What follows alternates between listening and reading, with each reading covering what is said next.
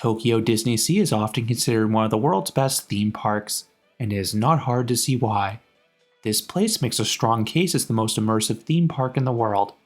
Each land features grand iconic structures and so many details. And of course, this park has some highly themed rides as well. This place has several world-class dark rides. So in this video, I'll rank the top 15 attractions at Tokyo DisneySea. Before starting the list, I want to note that this list will only include one show. Many of the shows I've seen through the years have been removed like Big Band Beat, and many shows at this resort are operated on the lottery system, so it can be difficult to gain entry unless you pay for premier access.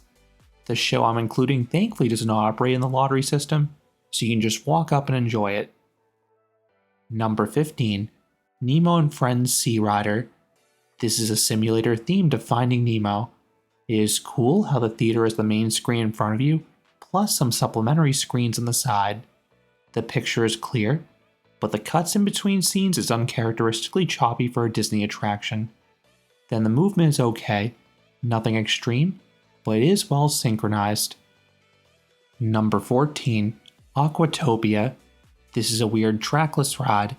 You board individual boats that float through a pond. Their seemingly aimless movement constantly keeps you guessing where you'll go next. The visuals are cool as well as you narrowly avoid other boats. There are some water features, most notably a waterfall that you get extremely close to, and there are 2 different courses to choose from as a bonus. Number 13. Fairy Tinkerbell's Busy Buggies. This essentially is an outdoor dark ride. You pass a series of colorful sets. The sets have limited movement. However, your vehicle can spin at points. This induces some light G's, similar to what you get on the Cat in the Hat ride at Islands of Adventure. Number 12. 20,000 Leagues Under the Sea. This dark ride simulates being underwater. The effect is mighty convincing. Then you use a flashlight to illuminate objects as you go. This adds a layer of interactivity, but it can be hard to spot all the details. I absolutely love the giant Kraken animatronic though that you encounter. Number 11. Raging Spirits. This is the resort's most thrilling coaster. Built by Intamin, this rides a layout reminiscent of those portable looping Zyklon coasters. Thankfully, this one tracks much more smoothly, and it is dressed up with some nice temple theming. You have great stonework, plus fire and fog effects. The start has some zippy drops and a powerful vertical loop, but the second half is light in the forces. Number 10. Soaring Fantastic Flight. This is another version of Disney's popular flying theater. Most of the ride is similar to the US versions, which is not a bad thing. You have beautiful scenes showcasing different landmarks, but there are a few small differences. The Paris sequence is replaced by Tokyo Tower. Then the finale travels over DisneySea, and the pre-show is more clever as it features a painting coming to life. However, I will still take the Patrick Warburton version in the US because he has the voice of an angel. Number 9. Believe. This is the park's night show in the lagoon. It has a mix of live actors playing songs from Disney animated films from the past 3.5 years. The music is great, and I like the auxiliary effects as well. This includes projection mapping and pyrotechnics, including a volcanic eruption during the Frozen sequence. The sightlines can be a problem due to crowds and the lighting structure though. I preferred Fantasmic when the park offered it, but this is a noble replacement. Number 8. Peter Pan's Neverland Adventure. This is a 3D dark ride. It uses the Spider-Man ride system from Islands of Adventure. The visuals are among the crispest and clearest 3D I have seen, and I like how the screens are blended with physical environments in between scenes. The motion is well synchronized, but it never becomes thrilling like other attractions using this ride system. Number 7. Sinbad's Storybook Voyage. This is a fantastic dark ride. For one, it is incredibly long, clocking in at the 12-minute mark. 2. The scenes are delightfully busy.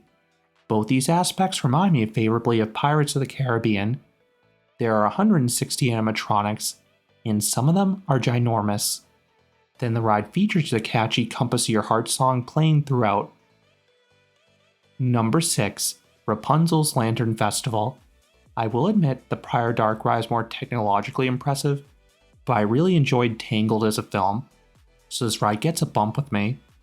This ride only has a few scenes, but they all have great music, and each scene is well done. That includes the famous lantern sequence, which is one of the best scenes at any ride in the world. It is beautiful. Number 5, Toy Story Mania. This is a highly addictive interactive shooting dark ride. It is the same as the US installations, which is fine by me. The pop gun is extremely rewarding as you fire at targets. The screens are super responsive, and there are plenty of targets. It is particularly exciting trying to unlock the secret targets, which significantly inflate your score if you're successful. Number 4, Anna and Elsa's Frozen Journey. This is easily the best Frozen ride out there. There's a reason this dark ride often has a 3 to 4 hour wait. The theming is that impressive. This version features more extravagant set pieces, more motion effects, and more detailed animatronics than the other installations. Then it also features the same incredible music and some small drops as a bonus. Number 3, Tower of Terror. This is one of the world's best drop towers. This one has a different theme than the other installations, but it is very well done. Shariki is delightfully creepy during the pre-show and ride. Then the drops are all enjoyable. All offer a great freefall sensation with some airtime, but there are 2 cons compared to the other installations. 1, this version features a shorter, pre-programmed drop sequence. 2, this one features over-the-shoulder belts which eat into the airtime a bit. Number 2, Journey to the Center of the Earth. This is another ride blending immersive theming and thrills. It uses the test track ride system.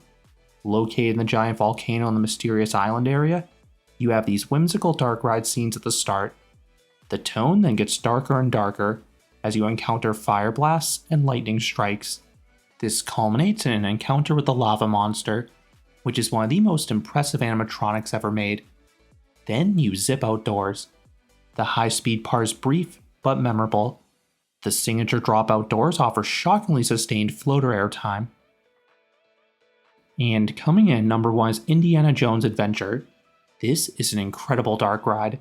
I love the grandeur of each scene, particularly the main room. The physical sets are astounding. Then this ride has some excellent auxiliary effects as well, most notably the smoke ring.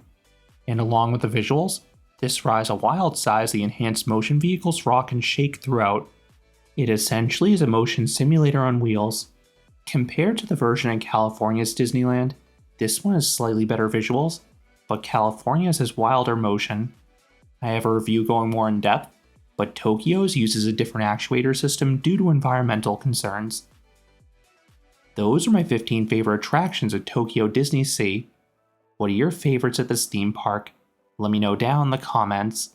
If you enjoyed this countdown, I would appreciate it if you gave this video a like, and you consider subscribing, because there'll be a lot more roller coaster and amusement park videos here at Canopy Coaster. Thanks for watching.